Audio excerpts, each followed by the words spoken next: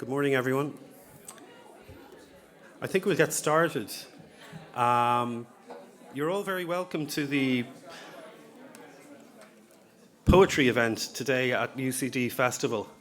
There will be some movement. People will drop in and drop out as we progress through our 2-hour poetry event.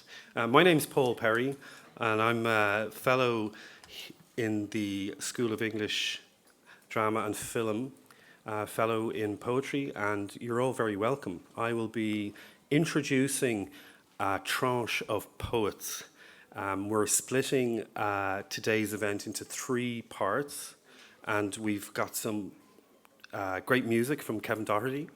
So you're all very welcome, and thank you for taking part. And is that Daniel? Hi, Daniel. We have a combination today of poets from the university. Some are students, some are our staff, and then we've also invited a number of guest poets. And I'm really excited about guest poets from the United States.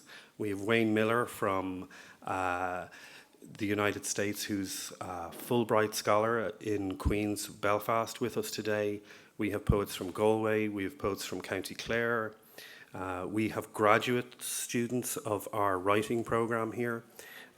So I'm really excited about this very full and talented programme. We also have 2 award-winning reciters of poetry from the recitation competition, Poetry Aloud. So you're in for a treat, and I hope you really enjoy it, and thank you for being here.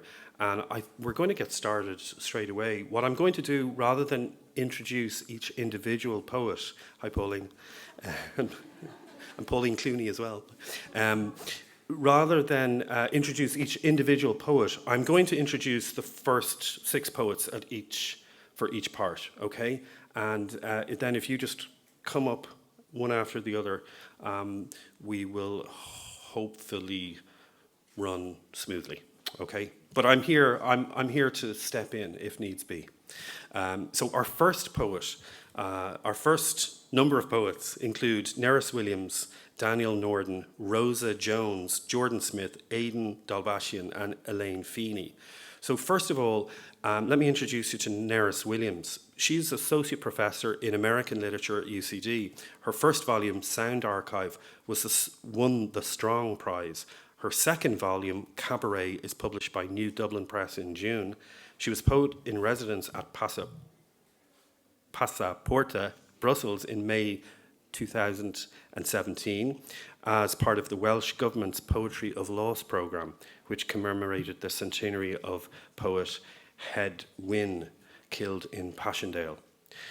Nerys will be followed by Daniel Norden, who is winner of the 10th 2016 Poetry Aloud competition, organised by the National Library of Ireland and Poetry Ireland. This speaking competition is open for post-primary school students across the island of Ireland, and Daniel attends Coláiste Lú in Dundalk, County Louth. He'll be followed by Rosa Jones, who's entering her 3rd year at UCD in English, and she's interested in developing writing and performance and workshop spaces that are inclusive and cooperative. Her poetry deals with themes of empathy and mental illness, interposed with imagery based around urban and natural spaces, walking and rumination.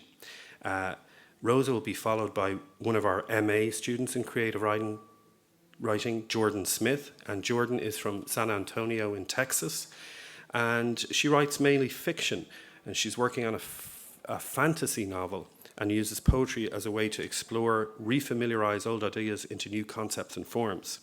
Jordan will be followed by Aidan, who's also a student in our MA creative writing programme, and his poetry works to interpret and explore the world through surreal and unexpected lenses. And finally, ending part 1 will be Elaine Feeney, who's our guest poet today, one of our guest poets.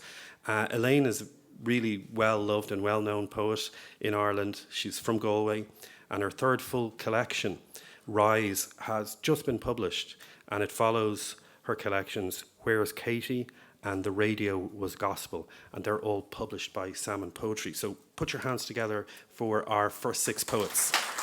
Please. Nurse.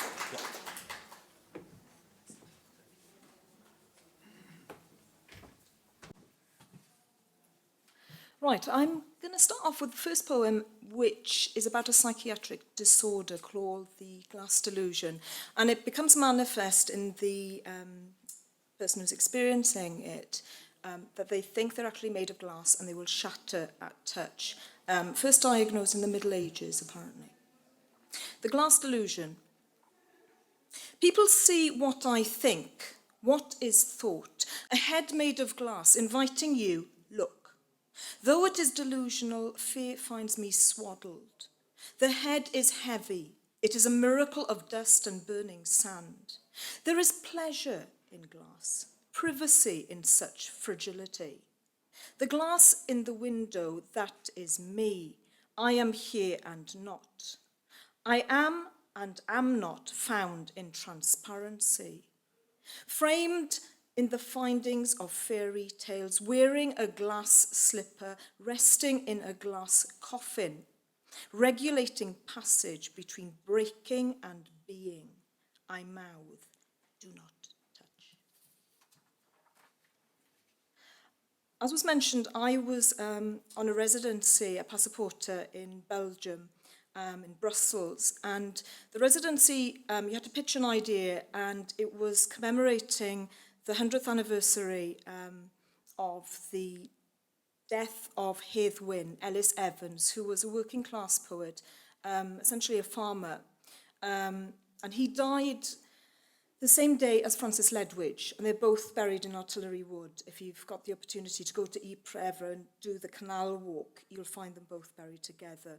Heddwyn wrote in Welsh. He wrote in a very specific form called the Cynghanedd, and sadly, he was awarded a posthumous Eisteddfodic chair for his long work, which is called, fairly ironically, Yr Arwr, or The Hero. But of course, he died in 1917. So in this poem, what I'm trying to do is enact a conversation with Heddwyn. I'm translating one of his lines, which becomes the title, A Calendar on Fire. And I was wondering what I could give him as a non-combatant female poet in 21st century Europe facing Brexit, which is a kind of combination. So I thought I could give him a space in the in Victor Horta's house in Brussels, which is a wonderful imaginative space by the architect. So this is A Calendar on Fire. Oh yeah, and one thing, he was really influenced by Shelley. So first a quote by Shelley. To hope till hope create from its own wreck the thing it contemplates. And that's from Shelley's Prometheus Unbound. I'm trying to memorize the words, returning the manuscript to its author. Your hero tells me of undreamt life, rewriting songs of anvil, bodies caged in plates of steel. Your hero, a goodness that exceeds the self, before it became a word to hijack a nation's claim on its paw. Tradition strains, it buckles and whimpers, yet you fastidiously force syllabics, suturing sound, broken faces scoured by fear. Warlords do not tremble in poetry's presence. This you know, but still persist, if only to replace horror with a slim chance of deliverance. I believe in the word, your hero tells me. The calendar is on fire. And if there was an addendum, a space for other lives, I would walk you to Horta's house, up the gilded stairwell, so you could slip into cool, starched sheets. Enter tomorrow again. I believe in the word, for better or worse, its intention is true. And finally then, during this time in Brussels, it was very bizarre time because Trump visited, and I was very aware of public space and what happens to public space when you get that kind of politician visiting. Of course, following the Bataclan attacks, there was militarized presence. The military was there. It also followed, while I was there, that there was the Manchester attack. So I was, in some to some extent, thinking about the fragility of bodies, the softness of the human body, compared to the military hardware that surrounds us in public space, and sadly will surround us in public space in the UK. Oh, and I should mention as well, it also includes a stuffed fox that I saw in a flea market. Okay, combination of Trump and a stuffed fox. Okay, Trump doesn't make a present here anyhow. The fox in the square. How loving the soft bodies, they brush against one another, dancing to the accordion, clicking heels, holding hands, a circle moving in and out, eye glances, smiling in spaces left for language. And in this square, the fox for sale on an office chair, his mouth an open bark, sounding the market. He jumps to nestle with dinosaurs, urban creature, poised, observing the neon glare of a city weekend in fanfare. The fox in the field follows the train, startles the hare in ambush. Here in this square, watching the people dance, small, squat, tall, handsome, austere, rotund. The softness of their bodies, the weight of hips and breasts, buttocks and bellies.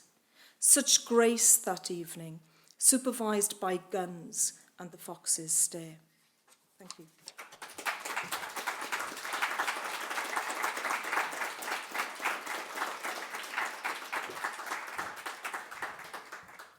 Today I'll be reciting two poems, The Railway Children by Sheamus Heaney, then followed by Broken Dreams by William Butler Yeats. The Railway Children by Sheamus Heaney. When we climbed the slopes of the cutting, we were eye level with the white cups of the telegraph poles and the sizzling wires. Like lovely free hand, they curved for miles east and miles west beyond us, sagging under our burden of swallows.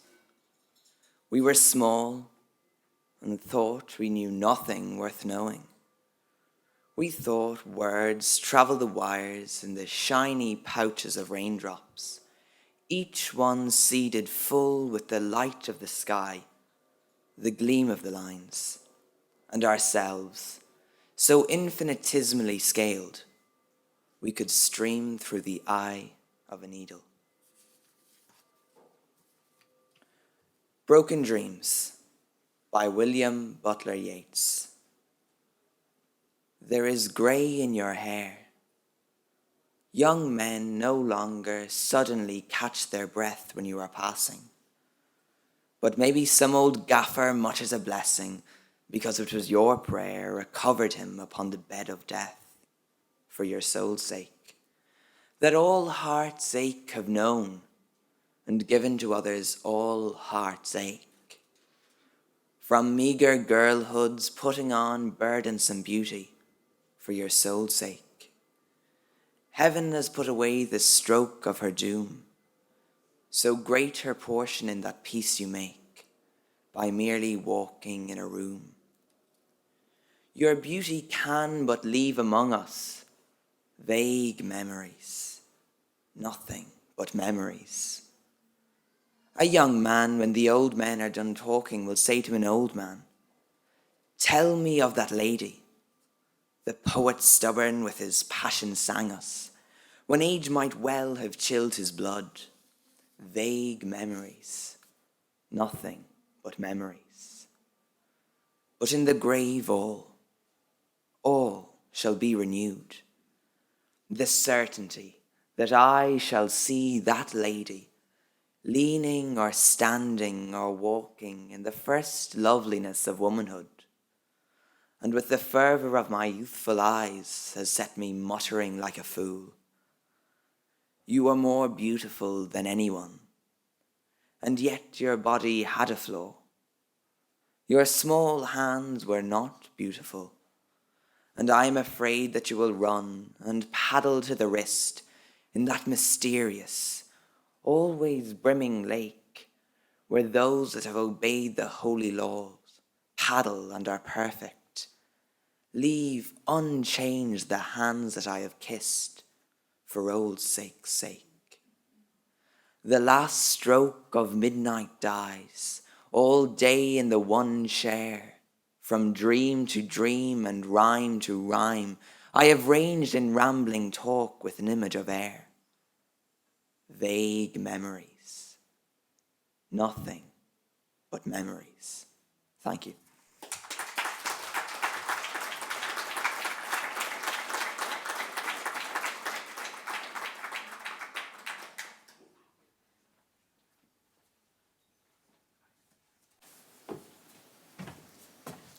Hello.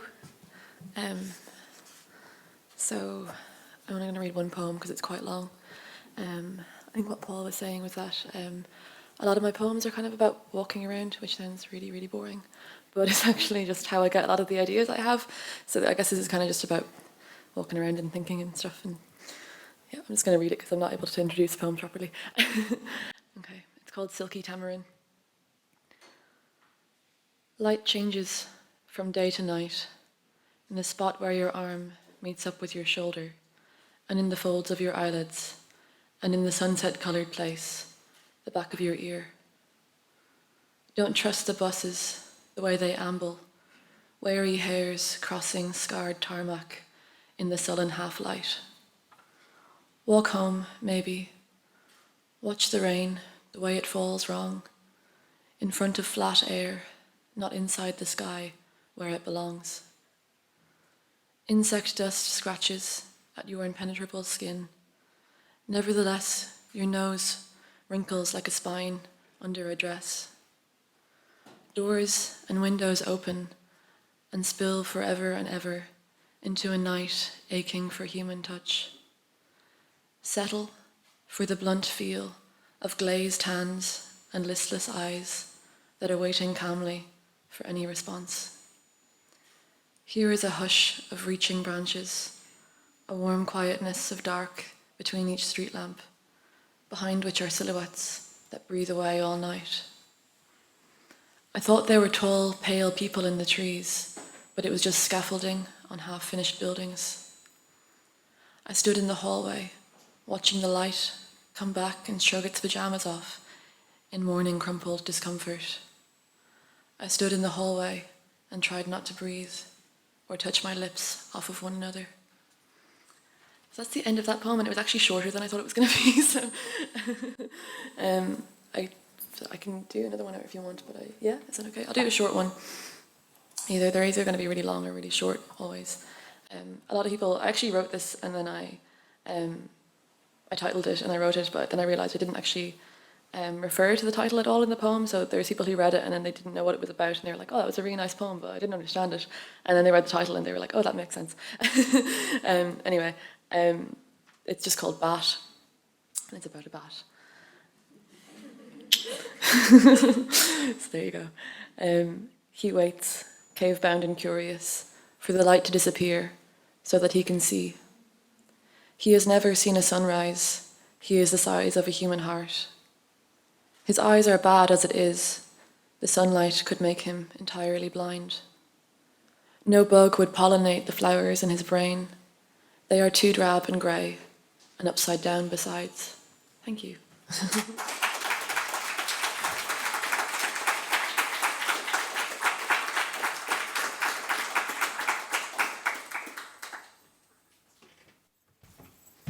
Hello. So this first poem I'm going to do, it was kind of written off the bones of quotes of other famous poets, and that fueled the way it was written around that. But I've taken the quotes from the famous poems out, and so now it's just a jumble of confused stanzas, but I like it that way. So it's called Chorused Voices of Separately Intertwined, Disjointedly Connected Minds. I reached and came back with paper bones that crinkled under pressure and tore at high frequencies because he didn't even really exist. More that he wasn't a he, not that he was a she or an it, a they, a we. Everything was jumbled in confusion, breaking off in forks of questions, and it was all a mistake because there were no answers, and I wasn't prepared to be the one to replace the question marks with periods, all I could decide was no. But I learned there is no night good enough to deserve gentility. It's hard and cold and filled with threats that has to be carved out in the edges of high heels and covered in broken lilies. They aren't the only ones that know. That Dickinson called hope a thing with feathers, which slammed into a window and died. Maybe that's too morbid, or too sharp a prick of reality you would choose to ignore, to the point of loss of 1 cent, 2 cents, 3 cents, 5, and I'm the only one who can taste this bile you renamed. You make it look so easy to give in to this positivity, but I'm pretty sure that guy is still hanging from a noose. Not that he has to be there, nor did the robins or the ravens, and all I want to say is no more to the hooded shadows and the promises you expect me to keep. Even though you want to hold the sky, the wind, lost words, and my throat in your hands, that would get heavy rather quickly. You're on your own with that. Not that there's much left to hold on to anyway, having blown away with the other dust left on books, windowsills, and the atmosphere, so search for me, under stones, inside empty skulls, and across mounded grass, but good luck finding me. I left so long ago. And then this next one is kind of an Ars Poetica poem, so it's just looking at poetry and what poetry is. You'll see. It's called Poetry, ? Have you found yourself yet? After being drowned in scratched ink and bruised by the beatings of keys against your body? It's been thousands of years and you still seem to be looking. On Mediterranean ship decks, you tumbled until you found your footing between blades of grass, poking out from the edges of riverbanks. You felt yourself tangle in a woman's hair as it coiled around her neck, and smelled this tart sweetness when you covered yourself in the peels of an experimental orange. But things and you changed, so you've been stuttering out repetitions to create a pulse for your own livelihood, then jump from here to there, all to test if your legs are still strong enough to support you. You've learned to work around your mangled beauty and constant changes to mold new ideas out of respected pasts. Once you take hold of it in your hands, nothing is the same anymore. A street sign looks nothing like it is. It looks like a baby elephant throwing its trunk back. It looks like two fish fighting against one another. It looks like my heart being pulled from my chest past dissolving bones and melting muscle, only to bounce back as if the valves were built from rubber bands. But you still ask that sign which direction you have gone. Listen now. It is not only because someone called you art that you are beautiful. And don't tell me it's not a phase, because you'll turn to me in 10, 20, 400 years and be someone completely new. Thank you.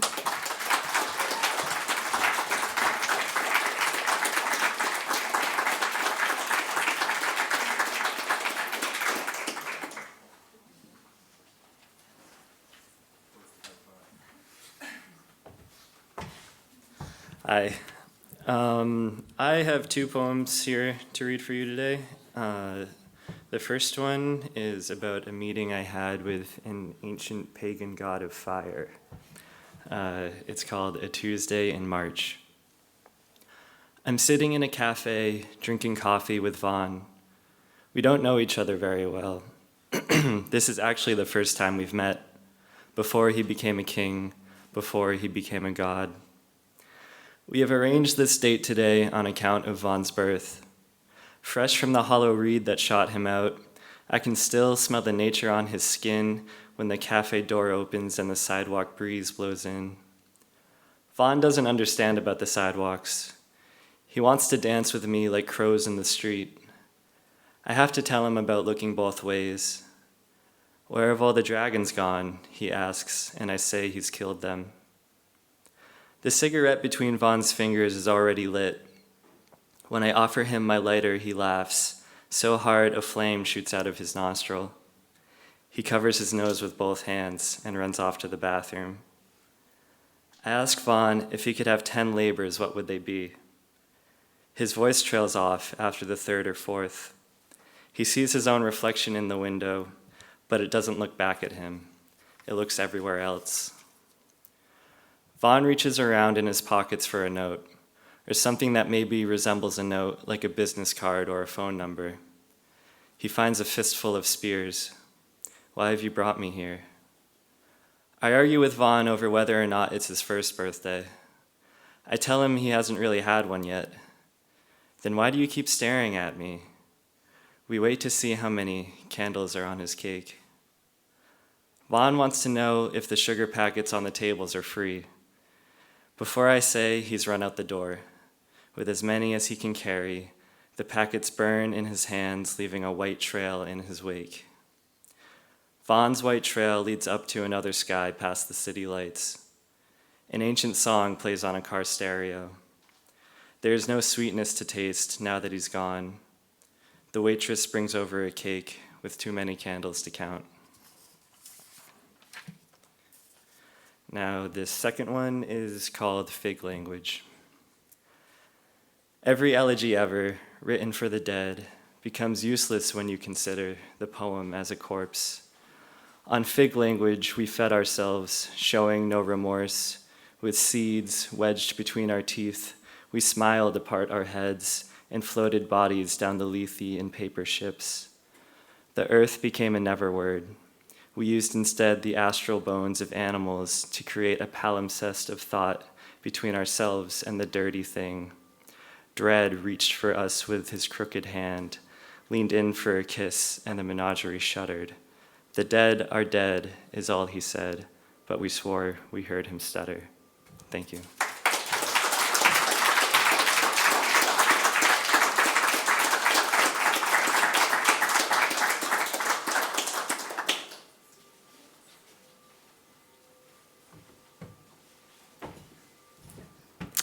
Hello, everyone. Aaron, give me a big fist bump. It's lovely to be here. Thanks so much, Paul, for being brave enough to invite us. I'm going to start with a poem about the Tuam Mother and Baby Home. I teach in Tuam, and there used to be an old sugar beet factory in the town also, so it runs that metaphor through the poem, called A Harvest. There is nothing in the old Tuam beet factory, only a greasy fluttering of natterers' bats and some gnawing weasels. Once the full silos were emptied out, gathering began again to bring in the next harvest, pregnant on a town promise of those who plucked her beets from well-drained ground. Bring your harvest to the side door, ring the bell, check them in. Throw away the bruised, pay the grower for the clean ones, pay the grower for the fresh ones. For the ripe ones, give extra for pretty ones, weigh them. Tip to piles making little beet hillocks, line them straight, singular. Inspect with an old blackthorn stick, poke them. Extract precious stone and sift for gravel, not for consumption. Burn the bitter, slash the beets to cossets, extract the inedible. Cast them away over the ditch or take them to the pit in the dark of the night. Move across the concrete slab, open it, sidestep the weasels, mind your ankle flesh. They'll eat the rabbits and the sugar and God knows what. Sitting on the slab, spread-eagled and salivate. It's rumoured they'll hunt you down out the Weir Road after your matins and midnight masses, naked of your cassocks, and rip the corneas from your eyes, then feast on you. They'll even come after your souls, chew them, refuse to release them. Don't interrupt funerals. They'll pull the skin from your hide and salt all belonging to you, knee-cappings and featherings, as they cast a weasel spell. Close over the concrete slab quickly, blank your thoughts, bless yourself. Don't look at the small skulls. Don't check if the hair is still growing. Don't take a deep breath. Do not breathe. So I'm a history and English teacher, and history is a very interesting subject to teach. It's predominantly pale and male, I suppose. So this is, there are two voices running through this poem. My voice and the voice of my grandmother and my mother. My grandmother's a mother, and then there's also the course, the prescribed course that I teach. So if you read it, you'll see it's italicized where it's the actual pale males talking, but I think you'll get that. It's quite long. And also just a trigger, I do use the word CUNT in the poem. History lesson. The Stone Age began 10,000 years before Jesus came and met Christians. There were others too, God's Stone's ages. In 2010, a man tells me I shouldn't wear purple tights if I want to be middle management. It's all about impressions, and right now you give off a purpley kind of floral one. Same with your tattoos and piercings, rotten teeth. I keep the purple tights on my curved legs. I have no rotten teeth, and he keeps power mostly in his pants. He has a mouth of silver fillings. My mother was born in a 3-bedroom terrace in 1955. She wanted to be a cowboy with a cap gun on the street, Christmas Day. She wasn't mad about Indians. She's never knew her history, and it drives her mad. She's a furious reader. Taught me to be a furious reader. Read us endless stories that matched our birth dates. They were my favourite, her voice growing tired. People began to farm and lay down roots and make cheese. And they say the first farm men were very clever men, knew how to balance staying beside the sea and not getting wet. My nana brings digestive biscuits into the London air raid shelter night after night, somewhere near St. Thomas's, she said. She calls her first son Thomas my dad, and he teaches me 3 things. Always drive into skid marks on an icy road. He is the most important person in the world. And when I'm not a cunt, I'm not too bad at all things considered. Nana is glad of the break from slopping out shit buckets in the hospital. She's not 100% sure who drops bombs on her, but she likes to sing. Her mother died when she was 4 from a burst appendix, and she's never been sure of anything except how she likes to sing, and how very tall and handsome her father was. She liked to drink brandy and smoke cigarettes. I spent 1 hour convincing some friends that women said poems in Ireland before Ivan Boland. The women friends are suspicious. They have English degrees. It's difficult to remember who first sailed around the Cape of Good Hope, or of Storms, Diaz or da Gama, but man stealing stuff takes a Frankensteinian turn. Or at least now some ass is keeping a logbook of all the bastarding things we're doing to each other. This would appear to be a good thing, silk and spice being basic human needs, like diamonds and bread and the internet and hoarding. We can say for sure that Magellan proved the world was round, even if a woman is laying under a sycamore tree and watches a dappled grey horse gallop towards her, steely long legs appear all of a shot, not making any sense. She is a long time pregnant, her nipples thick and dark. Soon she will give birth. She knows the earth is round as she sees the horse suddenly over her large belly. It's too much of a sudden, she says. It must be a ball. And besides, Magellan died through his experiment, but this is just a technicality. So she keeps her information to herself. She doesn't believe in many of the Annie gods, and besides, she doesn't want to die for knowing stuff. Christopher Columbus was a great man. In the small salmon bedroom of the terrace house, they put chloroform over my nana's nose on one of her 11 labours. This child survives. She's thankful for not losing another child. Do your duty. You must do your duty. It's sometime in the 60s. She can't remember. She's not sure. She was collapsed, she tells me. Skip through Martin Luther, Jean Calvin, and go straight to the Jesuits. You see, we're all Roman Catholic. It says it on our school door. And we've cleaned up the abuses with PR machines as immovable as Crowpatrick. We will ruin you in this town. Protestantism allowed a Randy King marry a young woman stands for nothing but being allowed to leave your toaster out in the sink. There was never really a civil war in Ireland. A few brothers had a fight down in Cork, or West Cork. Actually, I think it was Mayo. Give it 5 minutes class coverage at most. Actually, don't teach it at all that day. There's confessions on. Michelangelo, Petrarch, Raphael, Dürer, now they were all great men. I could go on and on and on, and I will. 2015 is the first year I read a comprehensive list of female Renaissance artists. Sophonisba Anguissola was a friend of Michelangelo, and I bet he copied her. The Industrial Revolution was a great time. Lots of great inventions made great by the Agricultural Revolution, lots of food to make all the men great. Many women worked in the factories, but we don't know any of their names. We only teach about a spinning jenny, and I think this is named after an ass. In 2007, a doctor tells me I have a brain clot. I am pregnant. I ask of the option of a termination. He tells me that I will change my mind when I am a mother. I am a mother, I say. I heard 3 women's names mentioned in my history class: Nan O'Nagel, Constance Markovich, and Mary Robinson. I tried to imagine what they would do. My first boyfriend punches me 7 times on Shop Street, and we end up in hospital because he puts his fist through the window of a shop that my uncle works in. Bad coincidence. But I am in terror in case anyone has recognised me, and oh, the shame. In 1927, women are banned from sitting on juries in Ireland. History lessons. In 1935, contraception is banned in Ireland. The hospital give me a card for domestic violence abuse victims. And I am embarrassed at how little they know about me and how much I raise a man's temper. Oh, and my poor ability to mind men. I put the card in the bin and withstand another year for love. I cannot mind my men. I keep this a secret, for now. I think of Mary Robinson again and I feel a bit of a shit. It will take a decade before I realise I do not rise tempers in anyone.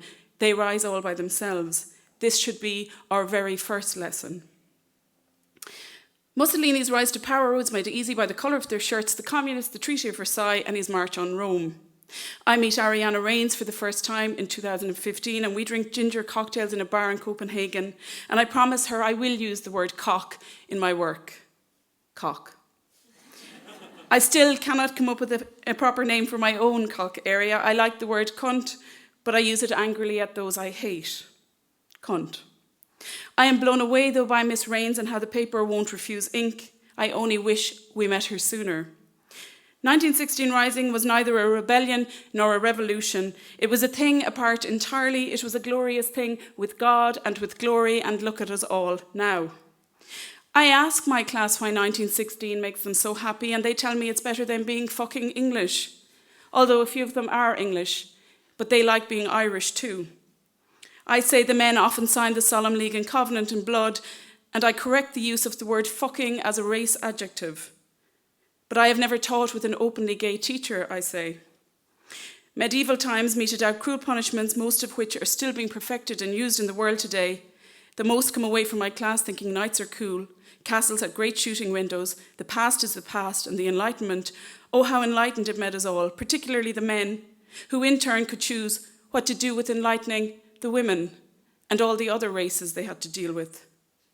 Savita Halappanavar dies in October 2012, and I cannot stop crying. It's 2017, and my London bombing nana is dead, and the salmon bedroom nana is trying very hard to remember.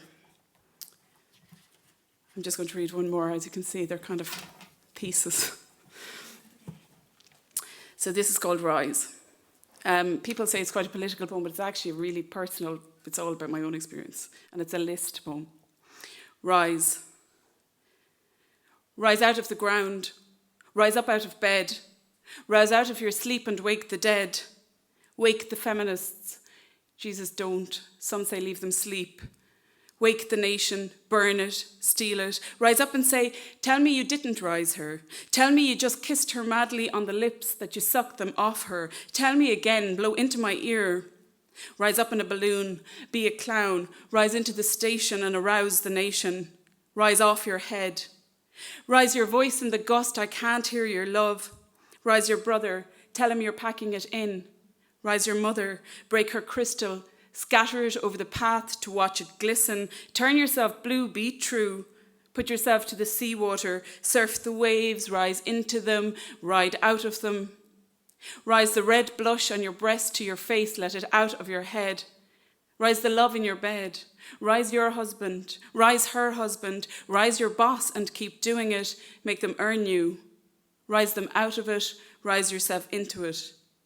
Rise the moon if it fades, even if you've to hang it off a prison cell wall with baling twine. Rise your son's interest in Picasso. Rise your son's interest in his father. Rise up to your envy and shift it. Rise the haycocks. Rise the rowboat on the dock in the grey steel water. Rise the volume on the telly. Rise the baby in your belly. Rise the bread in the oven and watch it blow. Go again to the sunrise to scald yourself. Rise up your hand and answer my question. Rise up your hand to question my question. Question their questions. Question your answers.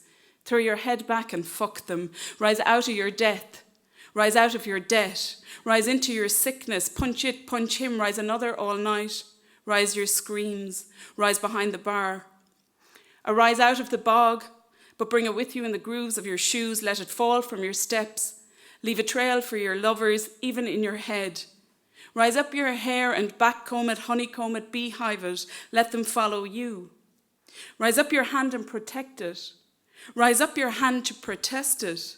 Rise a tent and call it home. Rise out of their houses and let them have it. Rise out of the sand but leave grains in your toes. Rise out of their shadow, ball it up and hawk it back in their direction. Duel with your neighbours, but use water guns. Let go, let fall, rise and dance. Rise up in the wind and let your hair blow. Rise up in the dark and let your mothers glow. Let your father go. Fill her out to the shadow of the earth and sing. Rise up and birth them. Rise up and don't birth them. Rise your own flags. Rise out of these history books and into your history. Write it down yourself. Bring it with you, even on the back of your hand to remind you it's there, rising.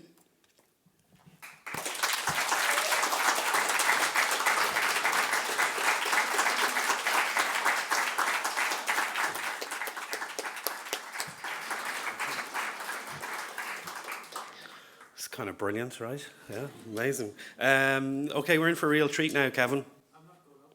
Yeah, you are. Kevin Doherty, well-known songwriter, musician and singer hailing from Buncrana. He's played with various bands throughout the 1980s. Currently records and performs both as a solo artist and as a member of the Irish trad band Four Men and a Dog. Kevin Doherty, ladies and gentlemen.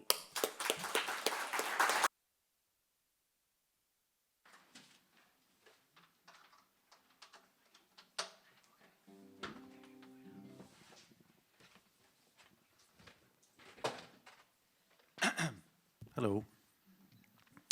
I am going to, I don't write poems, by the way, but I hope that, well, Bob has changed everything, so it's okay. I'm going to start with a modest enterprise, which is seems appropriate for the location. And this is my version of, slightly abridged version of James Joyce's Ulysses. So, I remember we had a band meeting, we were rehearsing, we were going to make a new record, and I came into the rehearsal room and I told the other lads, I said, I have an idea for a song. I have this new song I'd like to, what is it? I said, well, it's James Joyce's Ulysses. And there's a silence, but there's a certain quality of silence, and some silences can have fear in them. And I feel the same fear here as I did that day in Belfast, which is kind of uncomfortable. But so this is James Joyce's Ulysses in just 14 minutes. I'm joking.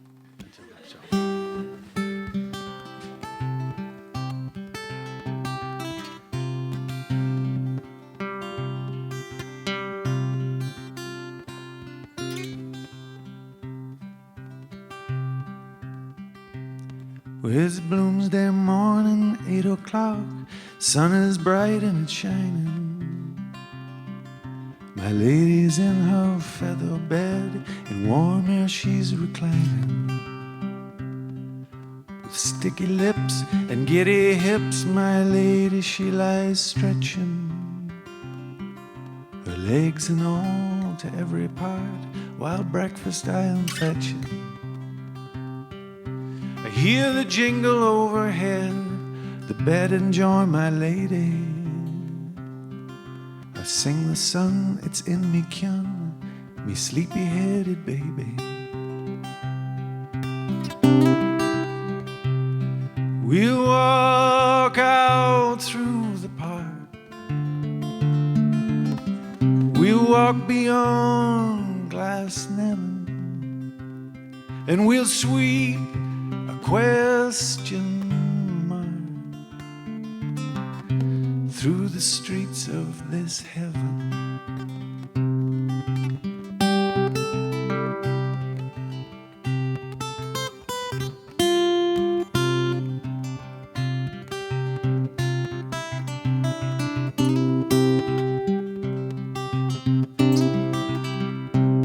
And we'll pass the Church of Charity, soutane and the chalice. But now there is disparity, it's all come grano salis. As is all the city now, in growing pains and stretching.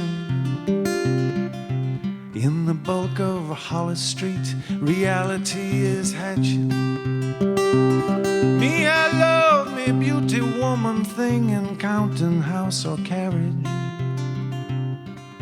Draped in amber, shoulder high, or she's fingering me cabbage. Will you be my Liffey love? My Anna Plurabella. There'll be no greater love. You'll meet no better fella.